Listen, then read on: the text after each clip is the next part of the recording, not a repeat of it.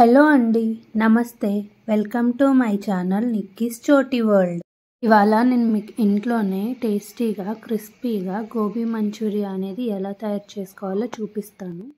ఒక బౌల్లో సన్నగా కట్ చేసి పెట్టుకున్న క్యాబేజీ తురుము 1 కప్పు, సన్నగా కట్ చేసి పెట్టుకున్నటువంటి క్యారెట్ తురుము 1 చిన్న కప్, ఈ 2 వేసేసుకోండి. ఇప్పుడు ఇందులోకి 1 టేబుల్ స్పూన్ కారం, 1 టేబుల్ స్పూన్ ఉప్పు, 1/2 టేబుల్ స్పూన్ మిరియాల పొడి, ఇంకా కొంచెం జింజర్ గార్లిక్ పేస్ట్, ఇవన్నీ వేసేసి బాగా మిక్స్ చేసేసుకోండి. ఇలా మిక్స్ చేసుకున్న తర్వాత ఇప్పుడు ఇందులోకి ఫ్లోర్స్ యాడ్ చేసుకోవాలి. ఫస్ట్ 1 కప్ మైదా పిండి, అలాగే 1 కప్ కార్న్ఫ్లోర్, ఈ 2 ఈక్వల్ క్వాంటిటీస్లో యాడ్ చేసుకోండి. ఇప్పుడు అవసరమైతే ఫ్యూ డ్రాప్స్ ఆఫ్ వాటర్ వేసేసి దీన్ని బాగా కలుపుకోండి. మోస్ట్లీ వాటర్ అవసరం పడదు. సో ఇప్పుడు ఇక్కడ చూపిస్తున్న కన్సిస్టెన్సీలో వచ్చిన తర్వాత దీన్ని బాల్స్ లాగా ప్రిపేర్ చేసేసుకోవాలి. ఇలా బాల్స్ అన్నీ ప్రిపేర్ చేసుకుంటే మనం డీప్ ఫ్రై చేసుకునే అప్పుడు ఈజీగా ఉంటుంది. ఇప్పుడు ఒక కడాయి పెట్టుకొని ఆయిల్ హీట్ అయిన తర్వాత మనం ప్రిపేర్ చేసుకున్న బాల్స్ అన్నిటిని డీప్ ఫ్రై చేసుకోవాలి. డీప్ ఫ్రై చేసుకునే అప్పుడు మంటని మీడియం ఫ్లేమ్కి అడ్జస్ట్ చేసుకొని స్లోగా డీప్ ఫ్రై చేసుకోండి. సో అప్పుడే బాల్స్ అన్నీ లోపల వరకు కాలి క్రిస్పీగా తయారవుతాయి. ఇలా ఫ్రై చేసుకున్న బాల్స్ అన్నీ గోల్డెన్ బ్రౌన్ కలర్కి టర్న్ అవ్వగానే వీటిని తీసుకొని ఒక బౌల్లో పెట్టేసుకోండి.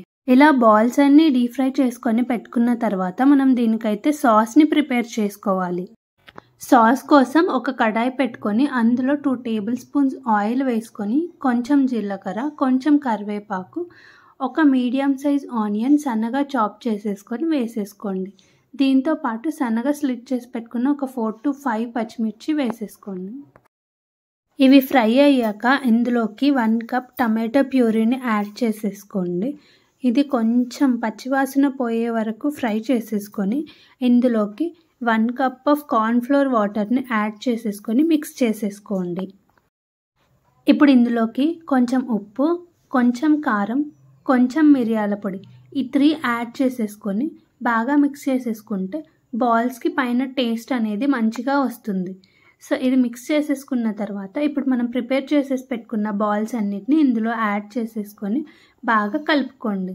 అంతే, మనం వేడిగా గోబీ మంచూరియాని సర్వ్ చేసేయడానికి రెడీ అయిపోతుంది.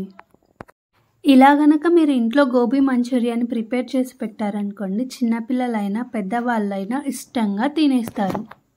మీరు కూడా ఈ రెసిపీని ఇంట్లో ట్రై చేసి ఎలా వచ్చిందో నాకు కమెంట్ చేయండి. ఇలాంటి మరెన్నో రెసిపీస్ కోసం subscribe. Thank you for watching my channel. Don't forget to like, share and subscribe.